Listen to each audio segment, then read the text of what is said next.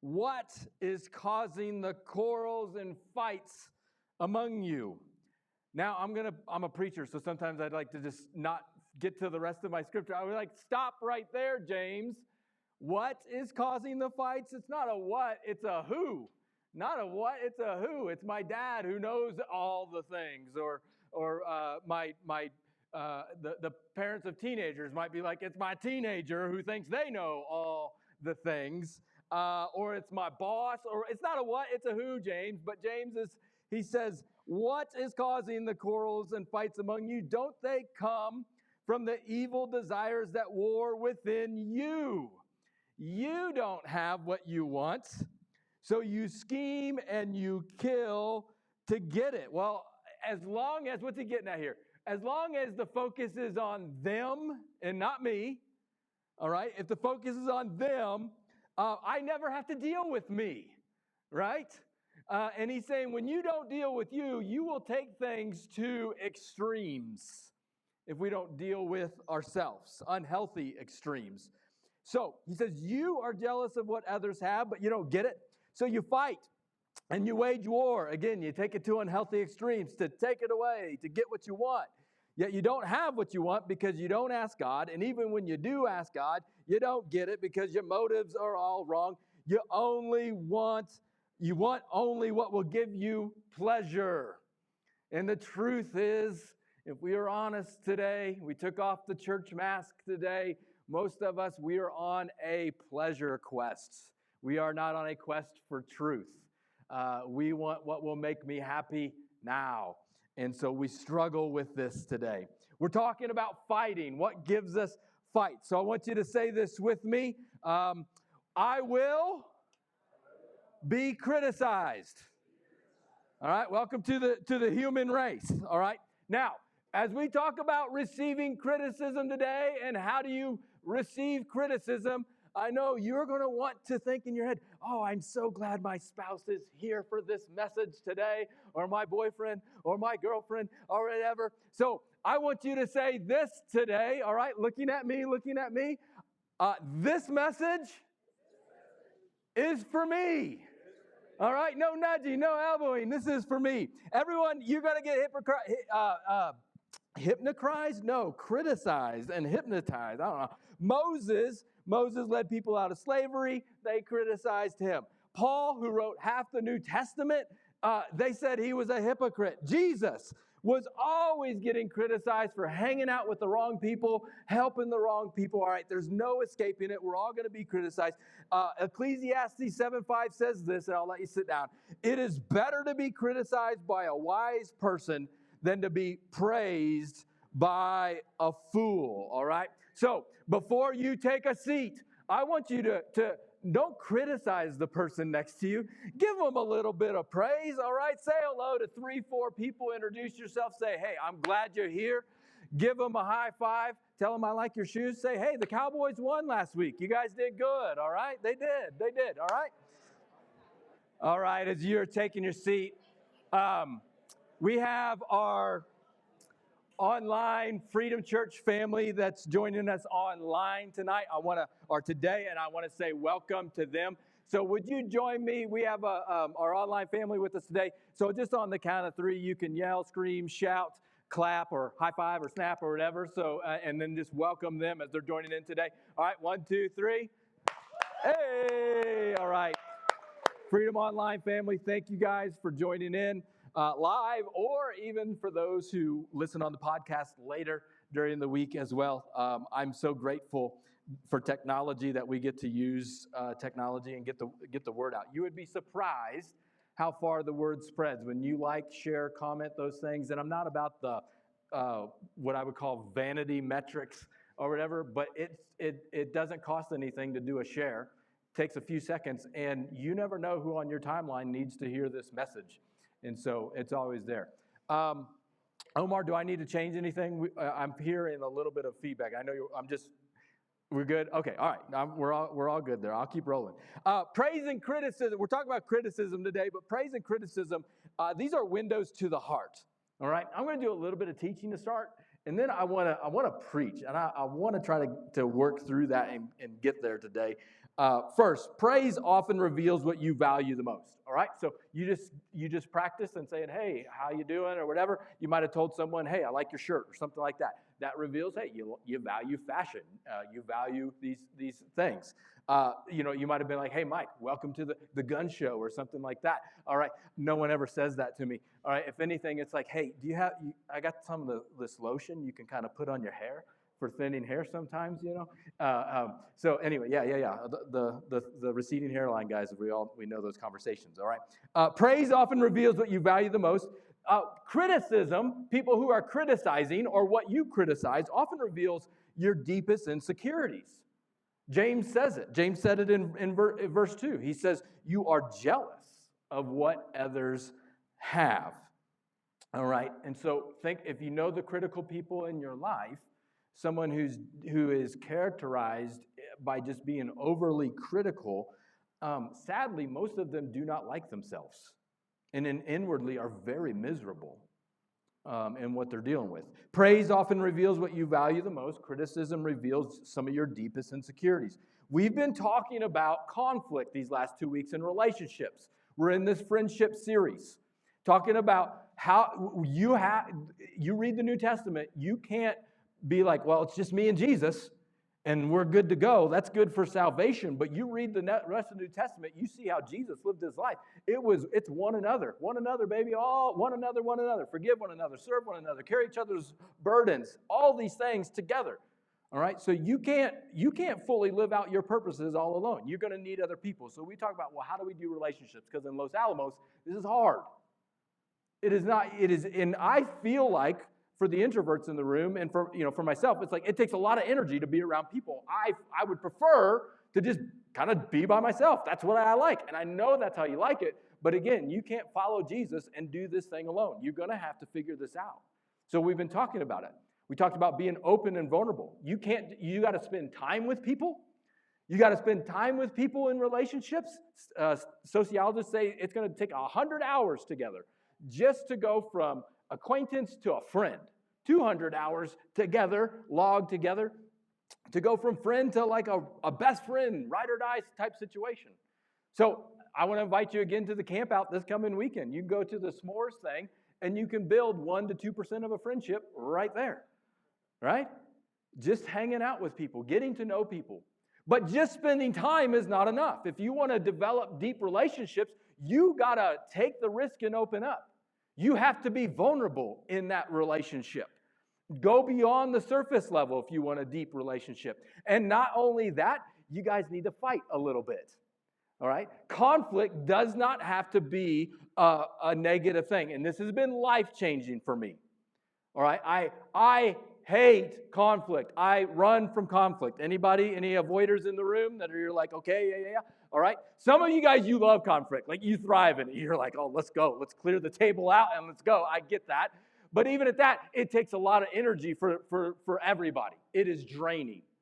And so we tread lightly in here. But what I want us to see in these past 2 weeks, and I could go on and on, I probably shouldn't, but there's so much here on how to handle conflicts to see that we can embrace it.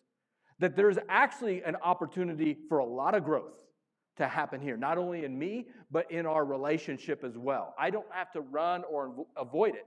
I can let the lion out of the cage, and we can talk about this, and we can deal with it in a way that builds the relationship. So last week we talked about, how do I confront somebody when I'm doing the talking? And we talked about timing, we talked about tone, we talked about when. We're not going to hang on to things and stuff like that. All right? And this can be done. To me, like I've had a conversation with somebody a while back that wanted me to do the wedding for them. All right? Great friends, they wanted me to do the wedding. Here's the thing, though. When I'm performing a wedding as a pastor, caught it. When I'm performing a wedding as a pastor, I believe there's like some spiritual things that are taking place when those vows are taking place. And so I take that very, very seriously. Well, these are great friends of mine, but we don't line up theologically on marriage.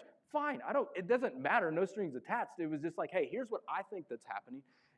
they described, here's what we think, and we saw that it didn't align. They didn't align, we didn't align. And so we had just, it was a tense moment because I'm like, oh, great, this is the end of the friendship because I got to tell them no and I got to do this.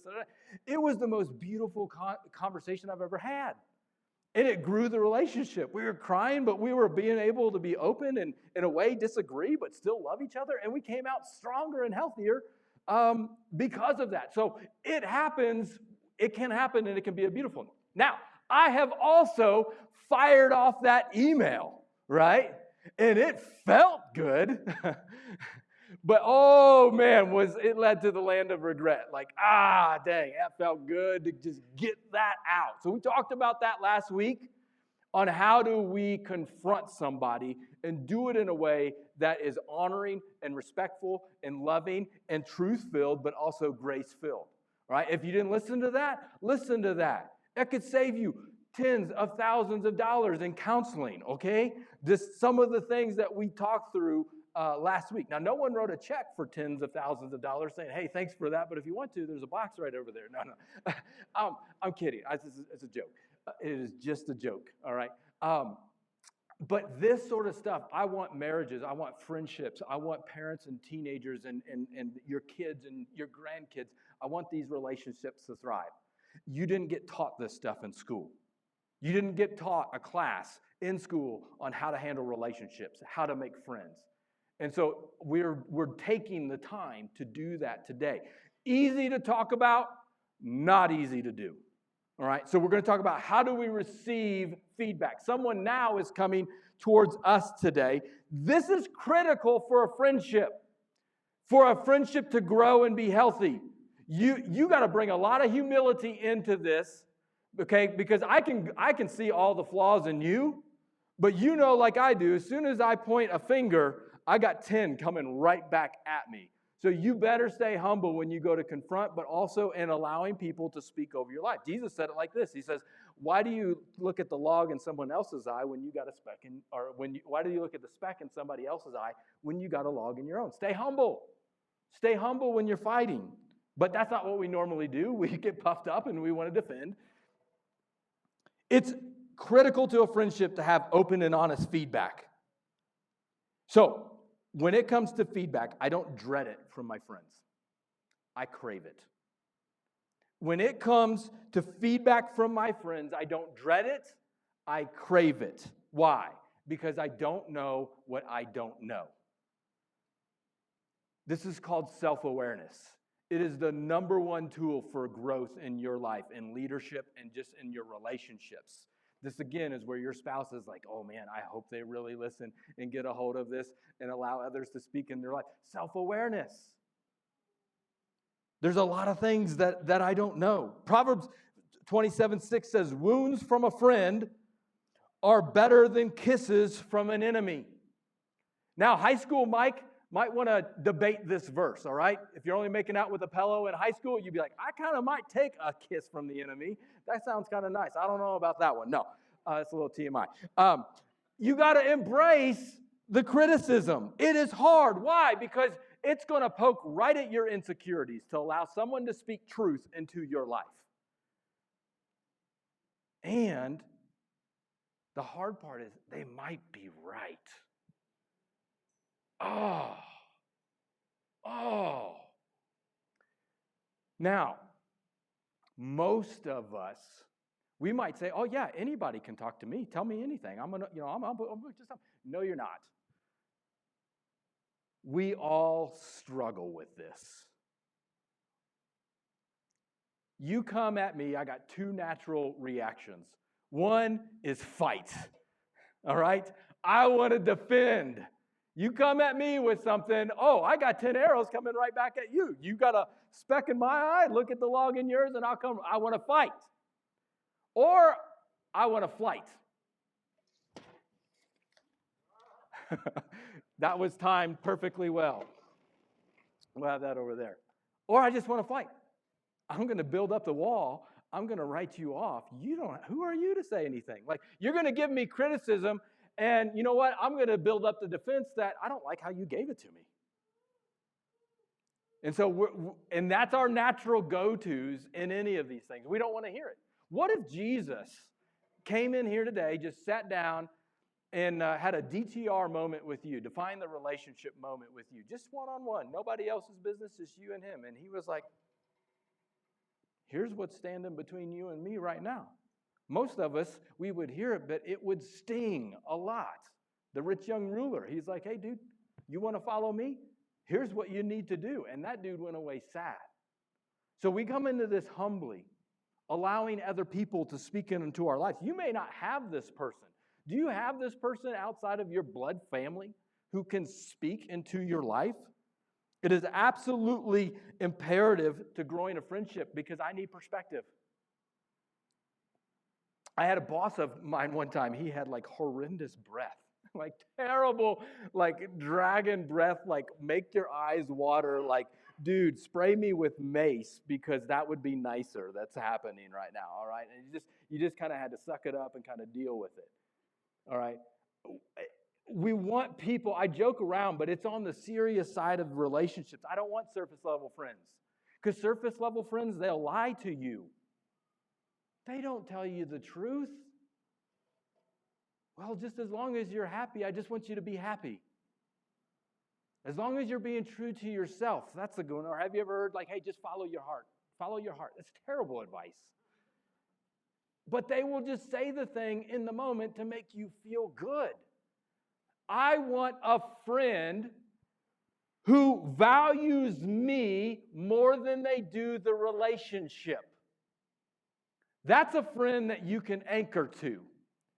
That says, Mike, I lovingly will tell you the truth, even though I know you may not like it, even though it might sting. I want these relationships, so when you find these people, you want to crave this type of feedback. Most of us don't have this. I need truth. I need truth to know when I'm irritating. I need truth to know when I'm too much. I need truth to know when I'm too distant. I'm trying to get feedback here, but none of y'all would tell me. I'm looking like, am I boring you to death right now? You know, everywhere you go, you're trying to get some feedback from people. All right, and I want to know. I want to know the truth, this information. Now, some of us, this is where I'm like, oh, I don't know, God, do you want me to say this? But some of y'all just need to grow up. All right, your house is lined with eggshells. And no one can say anything to you. And if they do, you come at them hard. And so now, no one says anything because they don't want to make mommy or daddy mad. Or they don't want to make their husband or their wife mad. And no one can say anything negative. You've built a wall around you, and everyone's tiptoeing around it because they either know you'll get mad or you'll crumble. And so now no one can tell you what's really happening, or they can't be honest. They can't deal with the real you. Andy Stanley, pastor, he says it like this. He says, leaders who don't listen to others eventually get surrounded by people who have nothing to say. All right, this conflict, and receiving feedback is critical to me getting better, to me growing and allowing people in this life. So rather than fight or flight, which is our natural responses, I'm going to give it to you. It's natural, okay? But we're better than that. We're going to grow. We're going to grow our relationships. We're going to see this as an opportunity. All right, I want to give you 3 right responses to criticism. All right, 3 right if you're taking notes. The first one is there's a time to listen. There is a time to listen. Proverbs 15 says, if you listen to constructive criticism, you will be at home among the wise. If you reject criticism, you only harm yourself. All right, so there is a time when you have this friend who you've built the relationship with, and you've said, hey, come speak into my life. And they are going to share something with you. Now, how do we know? How do we know when it's the time to listen? When their motive is to help, not hurt. When their motive is to help, not hurt, and it's constructive, I'm going to listen. All right? And I can think of many conversations. One in particular is my great friend, Jamie Duke. When I first moved here, Jamie and I struck up a friendship and a relationship with him. I would not be married. I would not be here today if it were not for Jamie Duke in my life. And I say I wouldn't be married because Rita and I were dating at the time. And we had been dating for, I don't know, roughly a year, I'll say. And Jamie says, Mike, let's go out to lunch. And he takes me out to lunch at the Blue Window. Wasn't then at the time, it was Central Avenue Grill. We're sitting down having a great lunch. I'm thinking I'm just hanging with my friend Jamie. He had some truth to speak into my life. He said, Rita, who you're dating, guess what? She's in college. She's here by herself. She has at that time and in those circumstances, she can go wherever she wants to go, Mike. And she has chosen to stay right here in Los Alamos. So what are your intentions with Rita? Like, she could go anywhere. You're young. You're dating. Like, what are you thinking here? And I said, as a young 22-year-old, just like, I really like Rita. I enjoy dating her. I think if it's meant to be, it'll be. And I'm kind of like shuffling around. It's like, maybe in 2-3 years, we'll kind of see where this thing goes. And we'll just kind of see what's happening. And then he looks at me and he says, you don't get to treat her like that. And he let me in on a little truth. He's like, she's here because of you, and you need to figure out what are you doing in this relationship, not this, I don't know. And I knew in the moments I received that, I knew exactly what I needed to do. Instead of me waffling, I needed to be intentional. So Rita and we had some conversations, and I think within a month or 2 months or so, I'm looking at it, I don't remember all the timeline, we were engaged and to be married, and we got married 3 or 4 months later right after that. Like, it was one of those things where I had to be willing to listen to what my friend could see in me and correct me. All right, I'm not going to hear that just from anybody. We had put in the time and the effort, and he could see what was going on, and he spoke some truth into my life. I need that. I need that. Here, and I'll just be a little bit vulnerable with you, I love pastoring this church. I love being here on Sunday mornings. As a pastor, we get to set up, and we get to tear down, and we get to do different things. And I love meeting you, and I love saying hello, but I have learned that I get really distracted on Sunday mornings. I might be talking to you and looking over here, or I might be talking and looking over there and then doing different things, and I can be very distant, and that is sometimes a troubling thing when you're trying to build relationships and connections with people. So I have had great friends who love me and say, Mike, here's where I think you can improve. Do you have those friendships in your life? When their motive is to help. When their motive is to help, I'm going to listen. Also, when the person can help. When they have knowledge of the situation or they have knowledge that you don't have, I'm going to pay attention. So Proverbs 27:17 says, as iron sharpens iron, so a friend sharpens a friend. It's not comfortable for iron to sharpen iron. It's going to take some hard work. It is not fun, but it is necessary. All right, a time to listen. Another right response is there is a time to answer. When they are missing information that could change the perception. There's a few examples in Scripture. One's Gideon out of Judges. Now, you may not know the backstory to this, but Gideon goes and he wins a war. All right, he wins it with only 300 men in battle. God does this amazing work, and they win. But he didn't take all of Israel with him. He left some guys out. They find out afterwards that Gideon didn't send them an invite to the war party. These are soldiers. These are warriors. They wanted to go and fight. They didn't get the invite. So now they're mad. The people of Ephraim, the guys that didn't get invited, they asked Gideon, why have you treated this way? Why didn't you send for us when you first went out to fight the Midianites? And they argued heatedly with Gideon. But now Gideon replied. Gideon answered.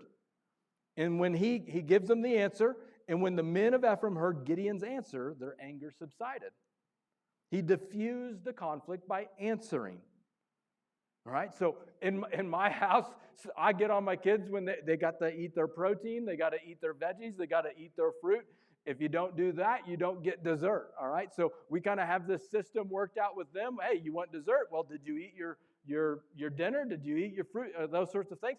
So I'm getting on to my son because he wants a dessert, and he didn't eat his hamburger. I'm like, well, you didn't eat your hamburger, so you know what's going on or whatever. So I'm getting all huffy and puffy with him.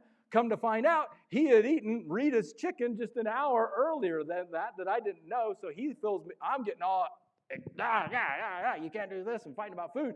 And I didn't know the information. And then I'm like, oh, okay, well, okay. So sometimes you got to fill in the information and fill in the gaps with people. But I'm only going to do this when the person's open to change. Okay, this is where you got to use some discernment. Because most people who are upset with you are not open to change. They just want to be heard. And you know they're missing a piece of information, but if they're not open to change, it doesn't matter how much information you give them, it's probably just going to escalate the fight. You got to use some discernment here on is the person open to change? I've had people come at me hard on some stuff, specifically in the church realm after 15 years of ministry. And they want to come, I'm like, you're missing this piece of information. But they do, and I've messed up. I tried to give them the missing piece of information. It doesn't matter. They're not open to change. They just use that as a weapon to hurl against you even more. And so that's why I say, are they open to change? I will answer.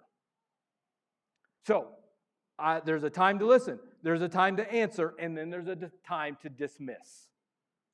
There is a time to dismiss criticism. All right? I hear the great theologian Taylor Swift saying, players going to play, play, play, and haters going to hate, hate, hate. But baby, I'm just going to shake, shake, shake. Shake it off, shake it off. You don't want me singing, all right? You don't want me dancing, but I'm going to shake it off. When the person is, but here's the deal. Here's how do I know when to dismiss? How do I know when to dismiss? When the person is characterized by being overly critical. When that person is characterized by being overly critical. My teacher, my boss, the weather, Los Alamos, the construction, the Starbucks drive-through, the internet, just what, that person who's the overly critical person, I'm not going to hear it from them. I need to learn to dismiss that criticism. And this is not easy. This is probably the hardest part for any of us to do, is to dismiss any sort of criticism that we need to. It is the right thing to do. Jesus did this all the time. In Matthew 15, I'll give you one example. Jesus replied, "Every plant not planted by my heavenly Father will be rooted up." And so say this next part with me. They'll be rooted up. So ignore them. They are blind guides leading the blind. They will both fall into a ditch. There is a time to dismiss when the person is characterized as being overly critical. If you're getting comments on Facebook and social media, probably need to dismiss those too, about 99.9% of the time. I love to do photography. And there was one picture that got picked up by this notable social media account. And so they took it and they published it. Got thousands and thousands and thousands of likes. I couldn't believe it. Hundreds of comments. Amazing. I'm like, wow. One comment came in and said, "I think that's too saturated." What do you think stuck out to me? Being all the people saying, "This is an amazing photo. I love this photo. It's great." It's that one punk that said the one thing, right? That's the one that I went like, well, who's this guy? I'm going to Facebook stalk him and all this. Dismiss it. We spend so much time anxious and worried and fighting people who aren't in the room that we should have just dismissed from the start. Ignore them. There's certain times where we need to dismiss. Now, I did have a friend. One time, I had to announce just some changes at church, and you know how well that goes. And I was the one in charge that day of saying, "Hey, we're gonna kind of focus on this area for a Bible study." Well, it was almost unanimously rejected. All right, and I'm like, "Oh wow, this isn't good." And so I'm like, "All right, so obviously I need to listen to this feedback because not everybody is agreeing."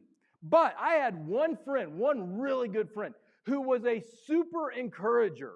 Like there was some guys in the room, I knew they weren't going to like it. No one makes them or tells them to do anything, especially the youth pastor.